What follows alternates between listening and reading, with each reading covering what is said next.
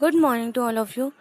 मेरी आप सबसे एक रिक्वेस्ट है कि आप सभी डिक्टेशन को जो है रेगुलर वे में लिखें, क्योंकि रेगुलर वे में लिखने से डिक्टेशन की स्पीड जो है इंक्रीज़ होगी। चाहे आप दिन में 2 ही डिक्टेशन लिखें, लेकिन लिखें ज़रूर, क्योंकि डिक्टेशन अगर डेज स्किप करके लिखेंगे तो कंटिन्यूटी बनी नहीं रहेगी। कंटिन्यूटी रहना ज़रूरी है, उससे जो है हम डेली लिखते हैं तो हमेशा याद रहता है हमें, हर एक सब चिन्ह के सारे वर्ड्स याद रहते हैं, कैसे बनाना है वर्ड्स, वो सब कुछ याद रहता है। इसलिए रेगुलर वे में ही डिक्टेशन लिखें, बिल्कुल भी स्किप ना करें। अगर आपके पास टाइम नहीं है तो एक ही डिक्टेशन लिखें, लेकिन लिखें ज़रूर। और इसलिए इस टाइम लॉकडाउन चल रहा है तो हमारे पास एक बिग अपॉर्चुनिटी है, हम अपने टाइम को यूटिलाइज़ कर सकते हैं, तो हम क्यों नहीं अपनी स्पीड इंक्रीज़ करने में उसको यूटिलाइज़ करें। तो इसलिए डिक्टेशन को डेली लिखें और उससे चेक भी कीजिए, उसे पीडीएफ से चेक कीजिए। मैंने पीडीएफ जो है मैं डेली डिस्क्रिप्शन बॉक्स में दे देती हूँ, आप उसे वहाँ जाके चेक कीजिए। उसके बाद उसको ट्रांसक्राइब भी कीजिए।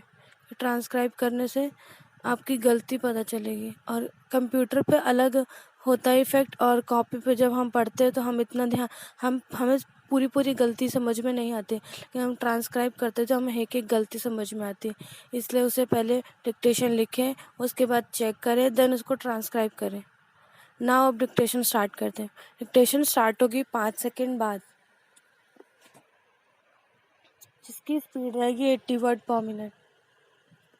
मनुष्य के जीवन में सुख दुख, जय पराजय, लाभ हानि, यश अपयश, या यूं कहे कि अनुकूल प्रतिकूल परिस्थिति का चक्र चलता रहता है। हालांकि हम यही चाहते हैं कि जीवन में सदैव अनुकूल परिस्थितियां रहें और मुश्किल परिस्थितियों का सामना ना करना पड़े, यानी हर तरीके से जीवन मधुर बना रहे। परंतु ऐसा अवसर होता नहीं। परिस्थितियां अच्छी हो या बुरी, हम सभी के जीवन में आती रहती हैं। बहुतेरे लोग इसलिए निराश हताश हो जाते हैं कि संसार में सब कुछ उनके अनुकूल नहीं हो रहा है। पैराचेंज। प्रायः हम यही देखते हैं कि थोड़ी प्रतिकूल परिस्थिति आते ही हम अटक जाते हैं और अनुकूल परिस्थिति में सुख के वशीभूत होकर भटक जाते हैं। अधिकांश लोग दुख में तनावग्रस्त हो जाते हैं तो सुख में अहंकार उन पर हावी हो जाता है, जबकि होना यह चाहिए, इंसान को सुख में फूलना नहीं चाहिए और दुख में वह घबराए नहीं। सुख दुख जीवन रथ के 2 पहिए हैं, इनसे कभी घबराना नहीं चाहिए। परिस्थितियों पर आपका कोई नियंत्रण नहीं। पैराचेन। जीवन में चाहे जैसे उतार चढ़ाव आए, हमें उनका सामना करने की क्षमता विकसित करनी चाहिए। व्यक्ति यदि जीवन जीने की कला जानता है तो किसी भी प्रकार की प्रतिकूलता के बावजूद अपने जीवन को आगे बढ़ा सकता है।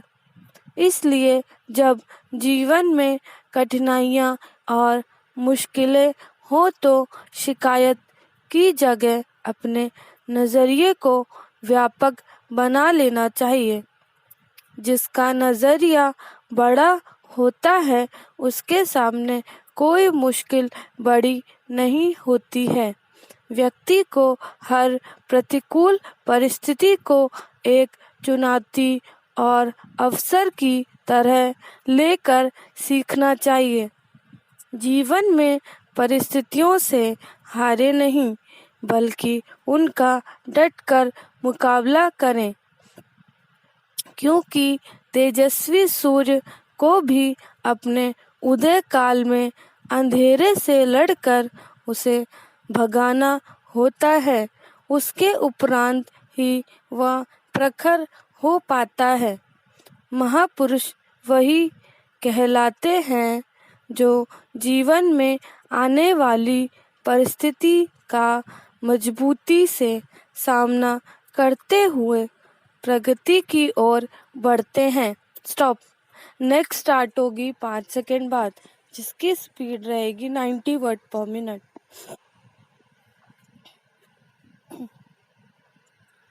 ऑक्सीजन की किल्लत से कोरोना मरीजों के दम तोड़ने का सिलसिला कायम रहना अव्यवस्था के अराजकता की हद तक पहुंचने की कहानी कह रहा है।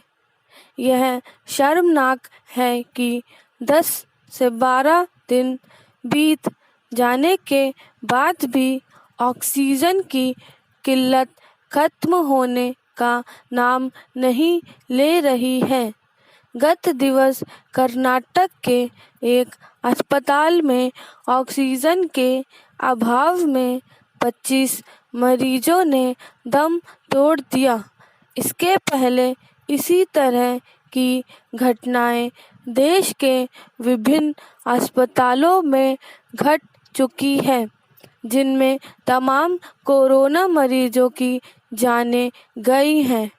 इनमें देश की राजधानी दिल्ली के भी अस्पताल हैं। जिन कोरोना मरीजों को घर पर ऑक्सीजन नहीं मिली और उनकी मौत हो गई, उनकी तो गिनती करना ही मुश्किल है। ऑक्सीजन संकट के मामले में यह देखना हैरान परेशान करता है कि तमाम बड़े अस्पतालों ने भी ना तो ऑक्सीजन प्लांट लगा रखे हैं और ना ही उसके भंडारण की कोई ठोस व्यवस्था कर रखी है। वे चंद ऑक्सीजन सिलेंडर रखते हैं जो संकट के इस दौर में जल्द ही खत्म होने लगते हैं। यही कारण है कि वे रह कर ऑक्सीजन की कमी की गुहार लगाते दिखते हैं। यह और कुछ नहीं, अस्पतालों की आपराधिक लापरवाही ही है। सवाल है कि ऐसा कोई तंत्र क्यों नहीं जो इसकी निगरानी करता हो कि अस्पताल ज़रूरी संसाधनों से लैस है या नहीं। पैराचेंज। अस्पतालों के नकारापन के लिए कहीं न कहीं वह तंत्र भी दोषी है जिस पर उनके संसाधनों की गुणवत्ता की जांच परख की जिम्मेदारी है। कम से कम अब तो उसे चेतना चाहिए और यह सुनिश्चित करना चाहिए कि अस्पताल ऑक्सीजन जैसी ज़रूरी चीज़ से भली तरह लैस हो, क्योंकि इसका भरोसा नहीं कि संक्रमण की तीसरी लहर कब दस्तक दे दे। ऑक्सीजन की किल्लत के पीछे केंद्र और राज्य सरकारों तथा उनके प्रशासन के बीच तालमेल का अभाव भी दिख रहा है। भले ही पिछले कई दिनों से ऑक्सीजन की तंगी दूर करने के लिए तमाम उपाय किए जा रहे हों, लेकिन यह समझना कठिन है कि रेलवे की ओर से ऑक्सीजन एक्सप्रेस चलाने, उद्योगों में इस्तेमाल होने वाली ऑक्सीजन का उपयोग रोकने, नए ऑक्सीजन प्लांट लगाने, ऑक्सीजन कंटेनरों से लेकर सिलेंडरों तक की उपलब्धता बढ़ाने की खबरों के बीच ज़मीन पर हालात जस के तस क्यों नज़र आ रहे हैं।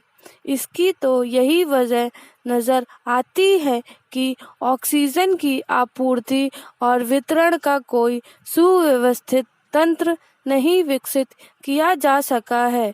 निसंदेह यह भी एक नाकामी ही है।